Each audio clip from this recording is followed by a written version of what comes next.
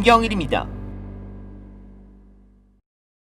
한인들의 권익 신장을 위해 노력하고 계신 미주 한인 유권자 연대 김동석 대표님 화상으로 모셨습니다. 안녕하세요, 대표님.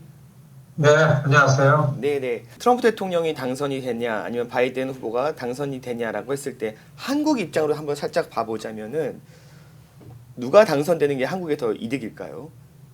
누가 되든 미국 상황을 볼 때 한국 입장에서의 유불리를 가늠해 볼 조건이 아무것도 안 된다. 미국이 제코가 석자입니다.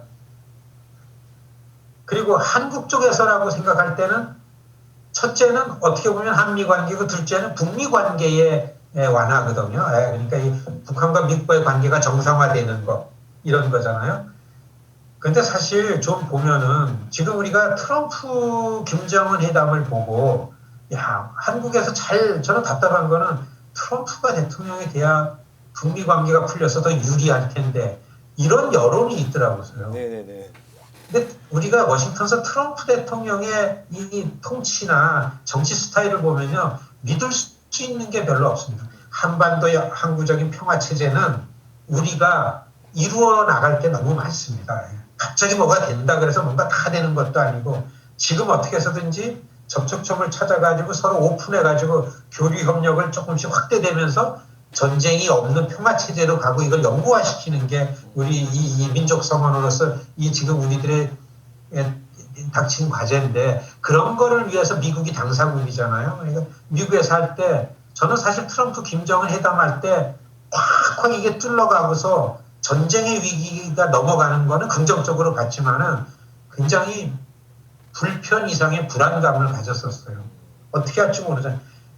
예상 가능해야 돼요. 사실 한 집단의 앞날은 예상 가능한 선으로 들어오게 해야 된다. 그건 뭐냐면 상식선에서 이해가 돼야 되는 거죠. 거기까지 따지지 않더라도 바이든이든 트럼프든 지금 조 바이든이 대통령이 된다 그래도 미국의 지식인들이 뭘 걱정하나 하면은 저 35 내지 40% 광적으로 트럼프를 지지하는 인종주의 집단들을 어떻게 할 건가? 뭐가? 바이든의 리더십 가지고. 미국이라는 사회는 다인종사회, 다양한 문화 예술 같은 것들을 서로 인정하고 다양하게 컨비네이션 시켜가지고 사회를 건강하게 만드는 건데 통합의, 화합의, 조합의 정치인데 그런 리더십이 필요한데 그러면 당장에 미국의 리더십이 해야 될 거는 국민 통합입니다. 트럼프가 지난 4년 동안 나누어서 먹는다잖아요. 분할해서 먹는다잖아요.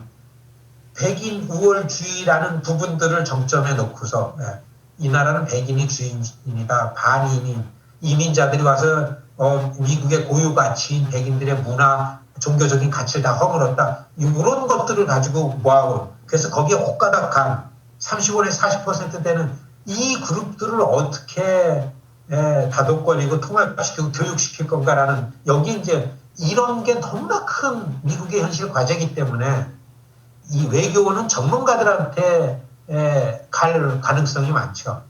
그렇기 때문에 북한 문제라든지 한국 동맹 문제는 어느 때를 봐야 되나 하면은 클린턴 마지막 때를 봐야 됩니다. 오바마 때 부통령이었던 조 바이든 부통령은 사실 외교 안보에는 별 역할을 안 했어요. 왜냐하면 오바마 다음으로 권력 넘버 2가 부통령이지만은 보면은 부통령이 권력 넘버 2는 힐러리 클린턴이었습니다. 2008년도에 오바마가 대통령 지명이 되면서 오바마 대통령 후보랑 힐러리 클린턴 후보랑 니고세이트를 했어요. 오바마가 요번에 나를 해주면은 다음번 차례 내가 너를 지원하겠다라는 암묵적인 약속 때문에 그 다음에는 힐러리의 권력이 죽지가 않았어요. 대개 한 리더십이 바뀌면 지난 권력은 죽어야 되는데 그러니까 첫 번째 힐러리를 국무장관으로 시키잖아요. 자기랑 경쟁했었는데. 그러니까 국무장관이 뭡니까? 그때는 대통령 옆에는 외교안보 수석이 쓰여야 되는데 힐러리 때문에 외교안보 수석이 존재감이 없었어요.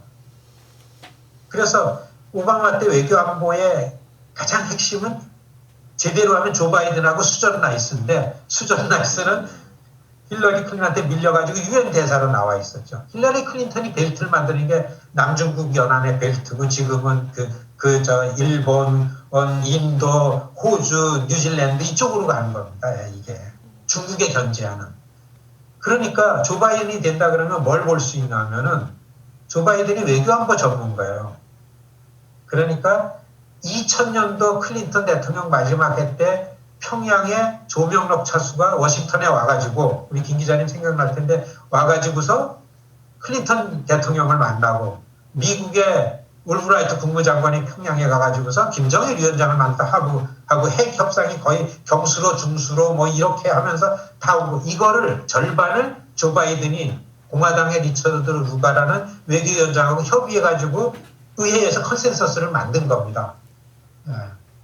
그렇기 때문에 제가 생각할 때는 우리가 이성적으로 판단할 때는 지금 저는 오히려 조 바이든 팀이 오히려 아주 리즈너블하게 한미 관계나 북한 핵 문제 같은 것들을 잘 1, 2, 3, 4 예측 가능하게 풀어나갈 수 있는 부분들이 더 유리한 거 아니냐 이렇게 전망을 합니다. 네.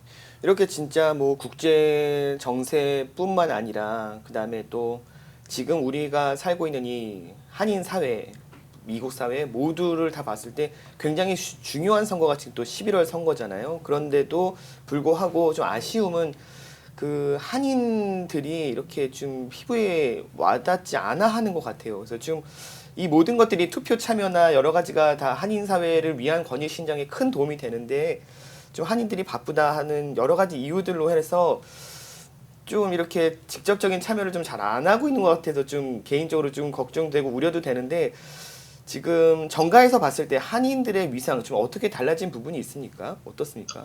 그러니까 사실 지금 언급하신 게 가장 중요한 겁니다. 우린 뭐냐? 우리 사람은 현실이 기본이니까 미국에서 사는 미국 시민인 한인들과 이번 선거 이걸 내용적으로 우리가 옳혀보는 게 대단히 중요합니다. 사실 미국이 큰 틀에서 바뀌고 있어요. 인종 문제가 갈등으로 나오고 와이트에 대한 그 유색인종들 이렇지만은 저는 미국의 이렇게 근현대사를 보면은 진짜 미국이 인종차별이 없는 평등사회로 가기 위해서 쭉 올라갔는데 우여곡절을 겪는 한 8번 흥선에서 탁 문턱에 걸린 그게 지금 아닌가 그런 생각들을 해요. 제가 한 30년 이 일을 하면서 이 지난 거를 볼 때 그러니까 우리는 지금 미국서 사는 우리는 누구냐 우리의 처지는 어떤가라는 거를 기반으로 이번 선거를 보는 게 대단히 중요합니다. 우리 한 250만 이상 되는 미국의 한인 사회가 이 정치적인 힘을 스스로 만들어서 이 결집된 정치적인 힘을 가지고 우리의 권익을 해결해 나가고 우리 2세들을 위해서 판을 만들고 하는 데 있어 가지고 좀 고질적으로 너무 내로하게 보는 게 있어요. 너무 우리 시각으로만 보는 게. 미국의 흐름을 한국이 진짜 미국의 흐름을 잘 보려면 미국 시민 입장에서 봐야 잘 됩니다. 자꾸 외교안보로만 보니까 헛다리만 짚는 거예요. 미국의 권력이 바뀌는 선거가 오면요. 외교안보 이슈는 눈에 보이지도 않아요. 한국에서는 뭐 마지막 한 방이 이 옥토버 서프라이즈가 뭐 김정은이랑 회담하는데 웃기지도 않은 얘기입니다. 이미 선거가 들어오면 외교안보 이슈가 선거판을 서프라이즈 시킨 적이 별로 없어요. 옛날 동서 냉전 땐 그거가 그랬어요. 근데 중국이랑 교류협력이라는 부분이 이미 왕창 갔는데 그러니까 외교 이슈 가지고서는 안 되니까 우리는 미국에 사는 한인이라는 애시안 중에 하나고 마이너리티 중에 하나라는 아이덴티티 그러니까 이 민족 이 인종적 아이덴티티를 분명히 갖는 게 대단히 중요합니다. 그렇기 때문에 이번 선거를 보는 코리안 아메리칸들의 기준은 지금 트럼프 쪽의 플랫폼을 보면 정강 정책을 보면은 뭐 정해지고서 뭔가 그게 없습니다. 공화당이 아니라니까요. 미국의 지금 정치 세력은요 공화당이 있고 민주당이 있고 트럼프가 있는 겁니다. 트럼프 옆에 공화당이 아무도 없어요. 4년 전에 공화당이 좀 있었어요. 공화당의 후보였는데 그동안 공화당에서 뭐 혼자 해왔기 때문에 그러니까 이럴 때에 트럼프가 주도하는 선거에는 우리가 가장 민감하게 반응할 거는 인종주의입니다. 와인 내셔널리즘이라는 부분이 우리한테 너무나 중요한데 백인 우월주의라는 게 정말 그렇잖아요. 정말 지난 4년 동안 점점 오더니만 이제는 진짜 니네 나라 돌아가라 그러고 블랙들이 왜 그러는 줄 알아요? 이런 상황이 된 블랙들은 생명이 위태롭기 때문에 그냥 이 발버둥을 치는 겁니다. 예. 더 과격해질 가능성이 있는 거예요. 왜냐하면 그 역사가 있잖아요. 블랙들은. 예. KKK는 뭡니까? 지난 4월 달에 미시간 트럼프가 미시간을 점령해라 이 개호루라고 불었잖아요. 그러니까 이 위스콘신에 숨어있던 인종주의 집단들이 무장을 하면서 우리의 보스가 점령하란다. 그래서 미시간 총사로 들어갔잖아요. 팩트입니다. 이거는. 한 300명이 들어갔는데 그걸 말리지 못했어요. 왜냐하면 무장을 했기 때문에. 그러면 미국 시민은 무장할 권리가 헌법 2조에 있어요. 그렇죠. 수정헌법 2조요. 네. 그렇죠. 그걸 말리지 못하는 거예요. 그러니까 미국이라는 거는 상식선에서 건강한 시민 상식이 지배해온 사회입니다. 이게 틀어지니까 이런 게 나오죠. 그럼 우리는 블랙만 거기에 그 긴장할 게 아니라는 거죠. 네, 그래서 정말 그 시청자 여러분 이번 선거는 트럼프가 대통령이 되려 그러는 내용 한 가운데 있는 가장 독소적인 게 와인 내셔널리즘입니다. 예. 인종주의자들이야. 프라우드 보이스라는 저 너무너무 무서워요. 그리고 그 울버린 워치맨이라는 그 저 미시간의 그거요. 그거는 현직 미시간 여자 주지사를 체포해서 위스콘신에서 반공개적으로 재판해가지고 처형하고서 그 다음에 바로 위스콘신하고 미시간을 점령하겠다는 거 아닙니까? 그렇잖아요. 1차 토론회 때 전문가들은 그걸 그렇게 들어요. 저도 그렇게 들었어요. 트럼프 대통령이 뭐라 그랬어요? Stand back, stand by 했잖아요. 지금 한 발 물러서서 대기해라. 그러니까 프라우드 보이스라는 이 인종주의 집단이 순식간에 대기하라 그랬다. 대기하자. 10만 장의 티셔츠를 만들어가지고 뿌려가지고 입고 다닙니다. 이 대통령이 이러면 안 되죠. 예. 아무리 대통령은 안 그러고 선거에 의해서 이기려고 그런다. 그래도 그건 용납될 수가 없습니다. 미국에 사는 한인들이 이번 선거를 볼 때는 첫째는 선거에 적극 참여하는 거는 우리가 눈에 띄게 적극화되는 걸 보여야 됩니다. 아시안 중에 아시아는요 중국이 제일 많고 그 다음에 필리핀, 인도, 그 다음에 월남, 한국. 사실 우리는 우리 집단이 소수예요. 그렇지만은 소수지만은 소수 중에 하나로 우리들의 목소리를 낼 때는 저는 한인들이 공화당으로 들어가서 정치인이 된다는 거에 긍정적인 생각을 해요. 한인들은 우수하잖아요.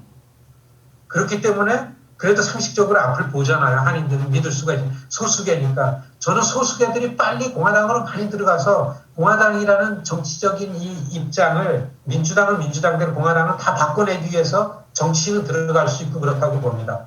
그런데 우리가 정말 아무리 강조해도 지나친 말이 아닌 거는 여러분 우리는 아직까지는 미국이 인종주의가 이렇게 나와가지고서 성행할 때 여기에 민감한 반응을 보이는 거는 우리와 우리 2세들을 위해서 대단히 중요하다. 이번 선거를 보는 코리안 아메리칸들의 기준점이라고 이렇게 좀 강조하고 싶습니다.